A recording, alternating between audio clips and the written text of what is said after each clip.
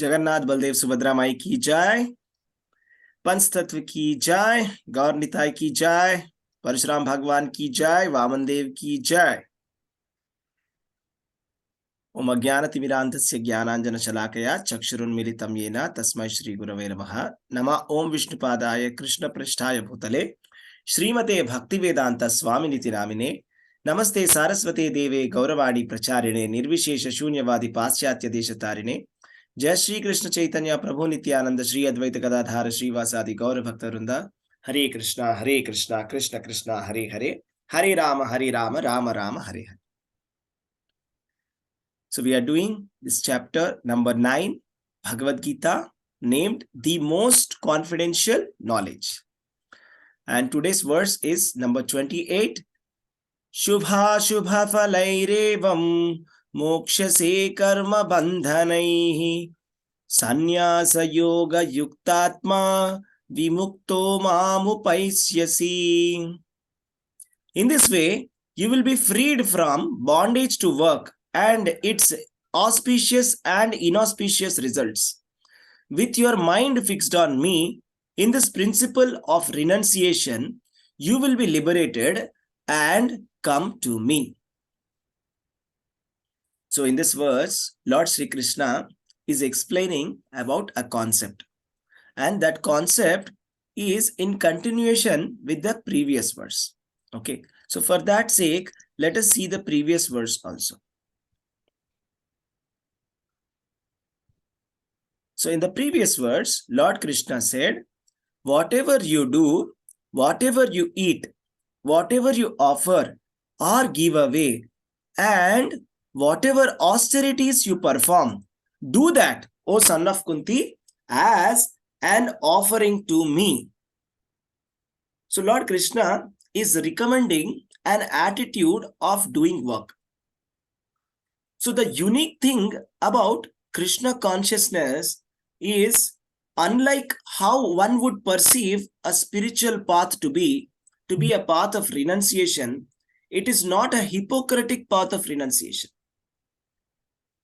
The way Krishna consciousness works is, you do your duty, and whatever you are doing, whatever you are earning, whatever you are getting, you give it to Krishna. So we have to understand one thing. It is not that we are giving it to somebody else. See, the first point is that everything belongs to Krishna. Ishavashyam idam sarvam yatkincha jagatyam jagat. Everything belongs to Krishna, and Krishna has given it to us. And we are working like not like the proprietor, but as the caretaker, just like a cashier in the bank. So if we have been given the role of a cashier in the bank, so we will be counting lakhs of rupees, but that does not mean that the cash is mine. So this is the attitude that we should have, that whatever we earn, whatever we get, that we have to offer it to Lord Sri Krishna. This is the actual way of renunciation. So Bhagavad Gita's context is, Arjuna, he wants to renounce because he's frustrated. He's frustrated because things are not going his way. He doesn't want to fight that war. And he has got a value system which is not aligned with that of the Supreme Personality of Godhead. That is the problem. So what we have to learn from this is, first of all, the value system of God and the value system of the living entities, they must match, or else there won't be harmony. Very simple. If you're working in an office, if the expectation of the manager is different from the expectation of the employee, then there will be problems. Similarly, in relationships, if there is the expectation of the husband and the expectation of the wife is different, then there will be problems in the relationship.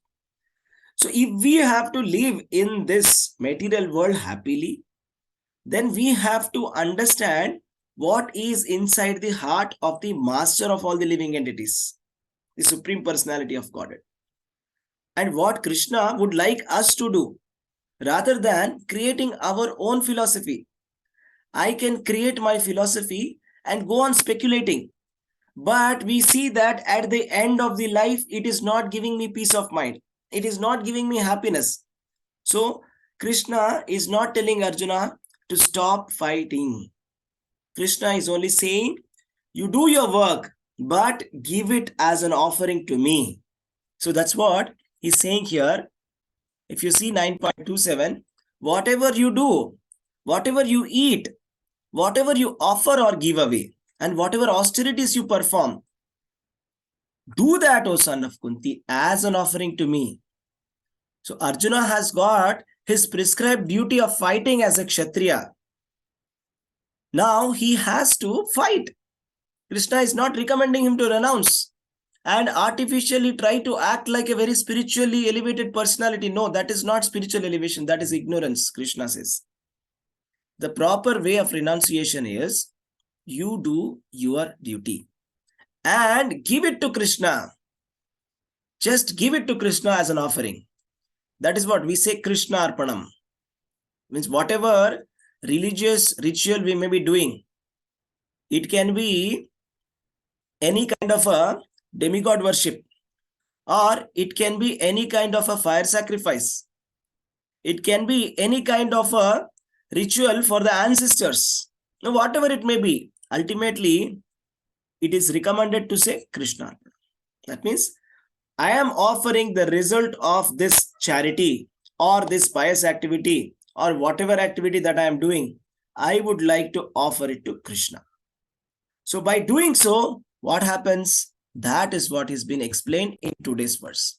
Now let us try to understand the context with what we understood from the previous verse. That Krishna is saying, in this way, if you offer your results of work to me, you will be freed from the bondage to work and its auspicious and inauspicious results. Shubha Shubha Phalair Evam. So that means every activity has got a result.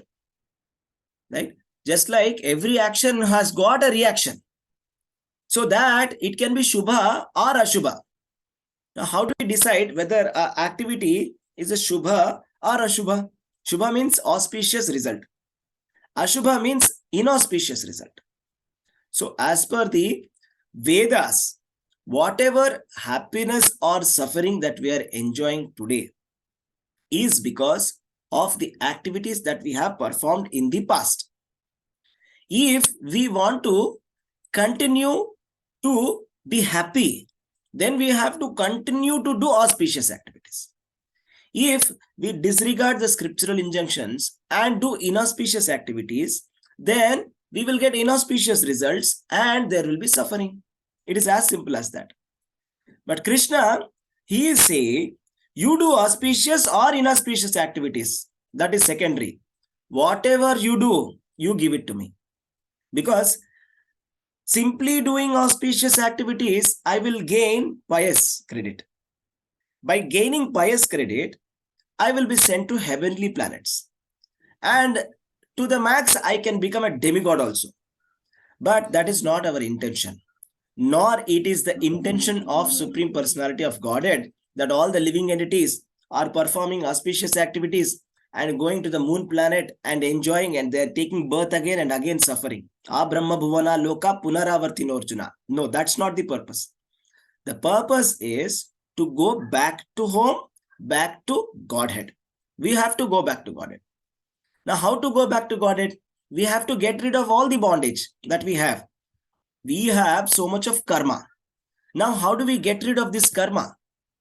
Right? We have to get rid of this karma with the help of pure devotional service. So the pure devotional service is such a potent process that it can burn up all the auspicious and inauspicious, both the results. That's the specialty. Because only a person in knowledge understands that even auspicious results are also bad. But if a person who doesn't have the spiritual understanding, he would only think that auspicious results are good, inauspicious results are bad. That's a preliminary understanding. That is Karmakandiya conception. But beyond that, we are understanding that there is a state beyond this duality of happiness and sadness. That is the state of bliss. That is the state of Krishna consciousness, right?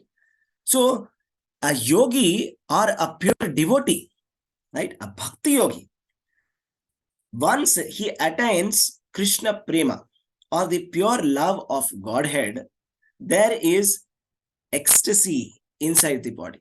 There is so much of happiness that is coming from inside, right? This is called as devotional service in pure love of Godhead. So this is the third stage.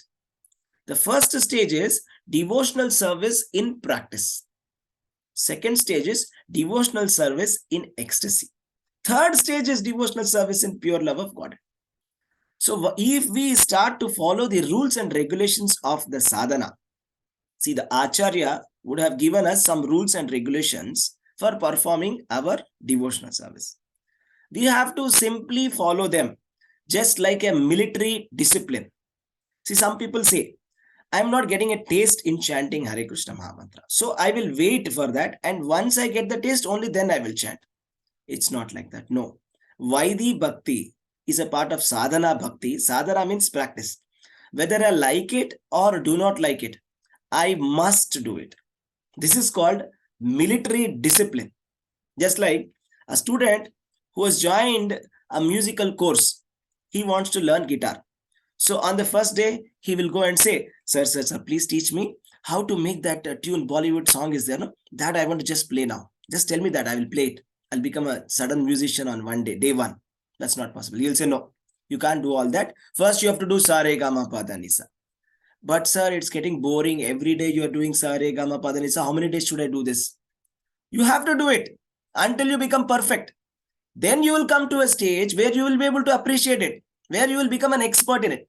Until then, we cannot artificially try to imitate. I cannot try to imitate a musician who is very expert already. If I try to simply imitate, then that song won't be nice because my sadhana is not correct.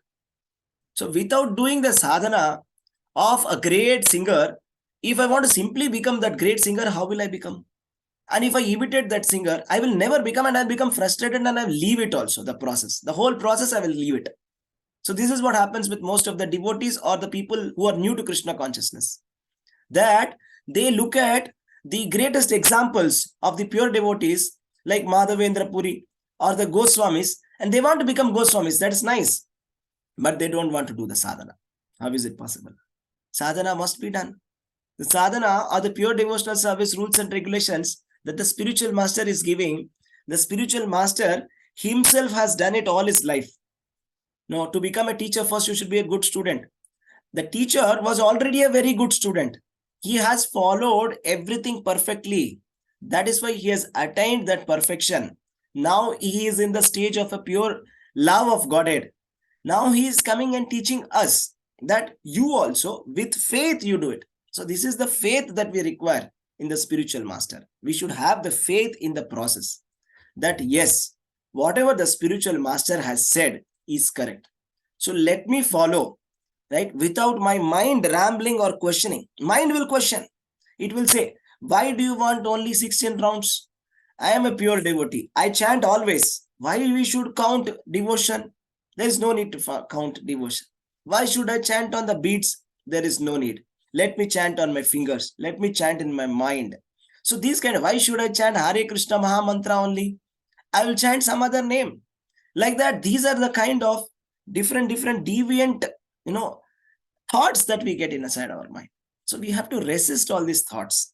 If we want to attain the pure love of Godhead, then we have to resist these kind of thoughts.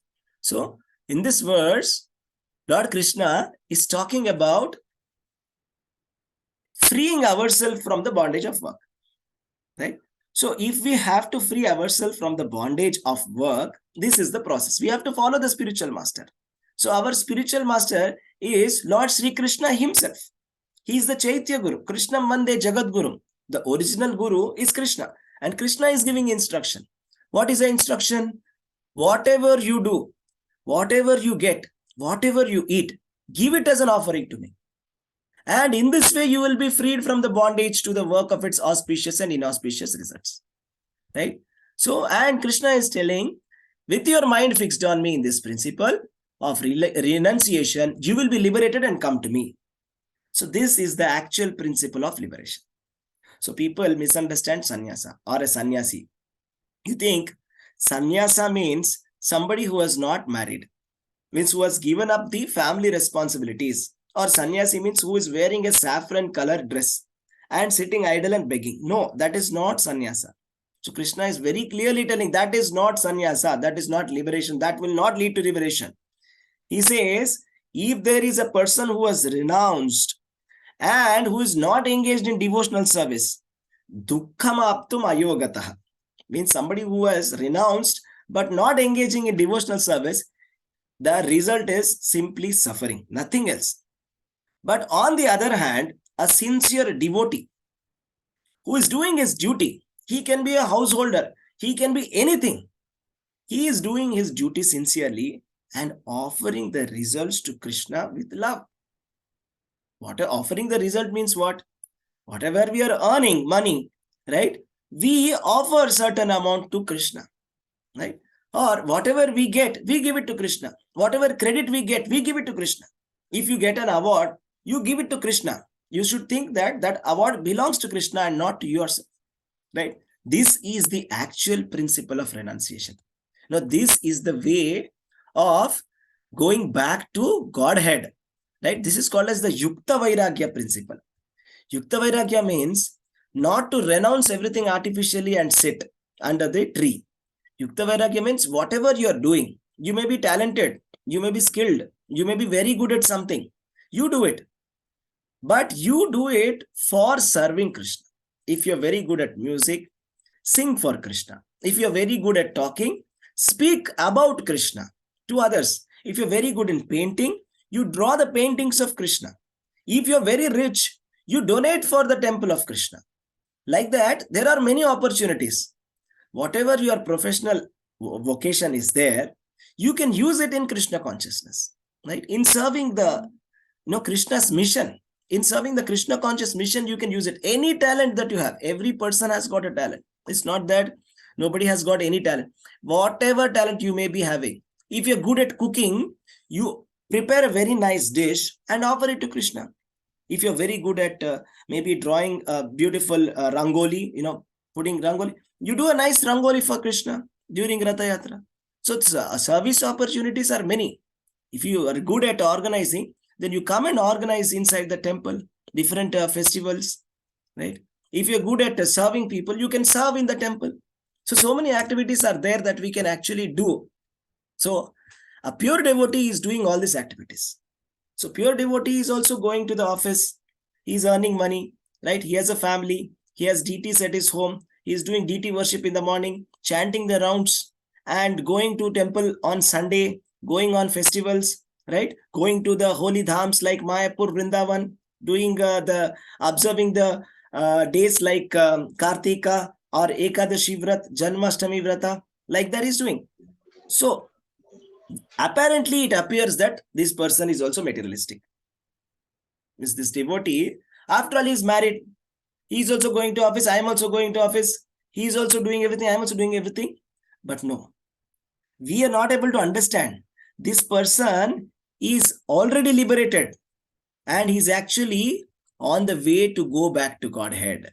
Means any person who wants to serve Krishna and who is always planning, how should I serve Krishna? Such a person is actually liberated already. And after leaving this body, he's definitely going to go back to Godhead. So this is the process that the acharyas have given, right? So we have to follow the acharyas.